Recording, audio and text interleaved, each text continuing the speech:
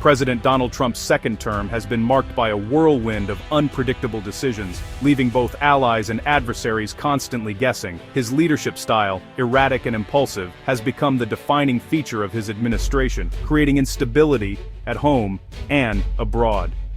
In October 2025, Canadian Prime Minister Mark Carney left the White House optimistic about a trade deal, only for Trump to abruptly kill the talks days later and threaten new tariffs. The trigger?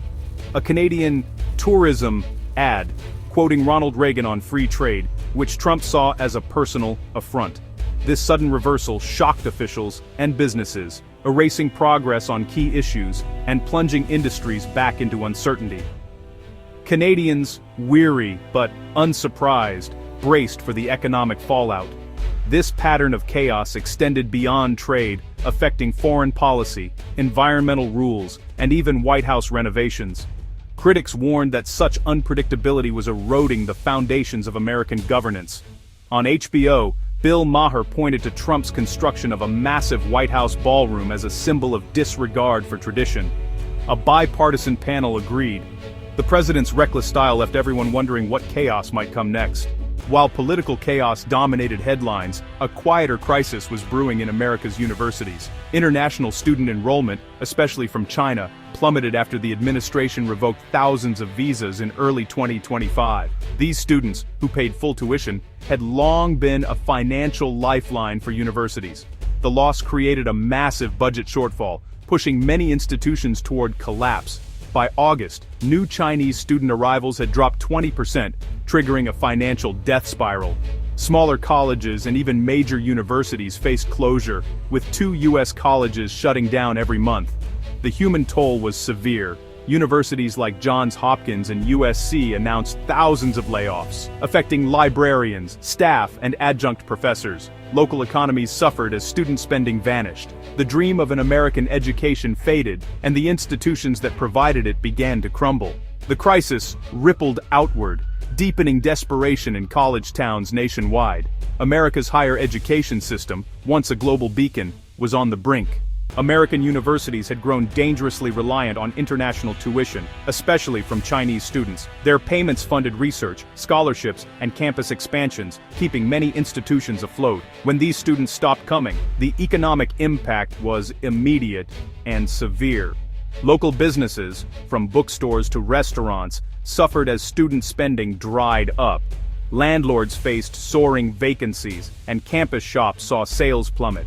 The loss exposed a vulnerability in America's innovation pipeline. STEM programs, long powered by global talent, now struggled to attract top minds. Visa restrictions and a hostile climate drove students elsewhere, weakening America's competitive edge.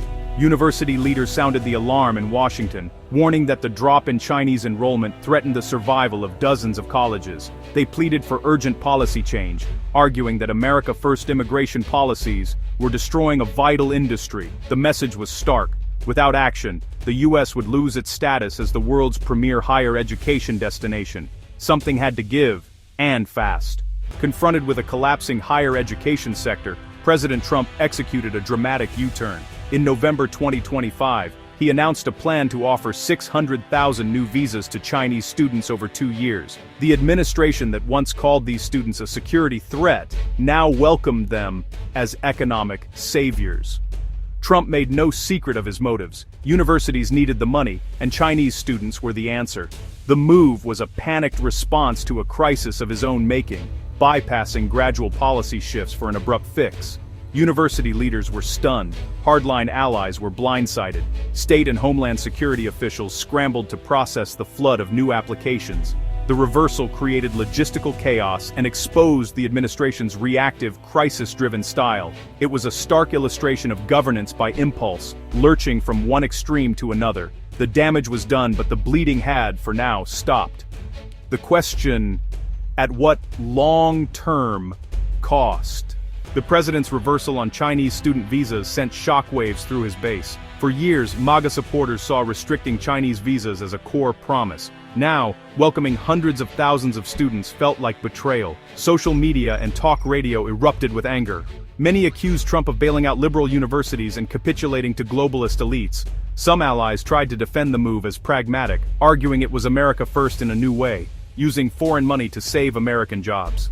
But the ideological wing was unconvinced, seeing any engagement with China as weakness.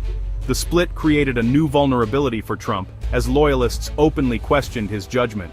The unity and energy that fueled his movement began to fracture. By saving universities, Trump had inadvertently divided the very base that put him in power. America's chaos created both headaches and opportunities abroad. In Canada, Prime Minister Carney faced criticism for failed trade talks, but few blamed him for Trump's unpredictability. Canada pivoted, seeking new trade partners and reducing reliance on the U.S. Meanwhile, Hong Kong seized the moment. As the U.S. closed its doors to Chinese students, Hong Kong launched a campaign to attract them, touting stability and world-class universities. Thousands of Chinese students and families wary of U.S. volatility chose Hong Kong instead. The city's universities saw a surge in applicants, boosting their economy and reputation. Even after the U.S. reversed course, many students stuck with Hong Kong, doubting America's reliability. Canada too limited its foreign student intake, further fueling Hong Kong's rise. The global education landscape shifted, with new winners and losers emerging from America's self-inflicted wounds. Trust in the U.S. as a stable destination would take years to rebuild. Trump's visa reversal stopped the immediate collapse of American higher education. Applications from China began to return, layoffs slowed, and universities breathed a sigh of relief. The president claimed victory, casting himself as a decisive dealmaker. But the long-term damage was clear. America's reputation for stability was shattered. International students now saw the U.S. as unpredictable, making them hesitant to commit. Competitor countries like the UK, Australia, and Hong Kong remained safer bets. Domestically, Trump's base remained divided, weakening his political mandate. The episode became a case study in reactive governance, creating crises, ignoring warnings, then panicking to fix the fallout. The higher education sector survived, but its foundations were left fragile. America's global standing was diminished, and the world watched, wary of the next unpredictable shift. The future remained uncertain, shaped by a presidency defined by chaos.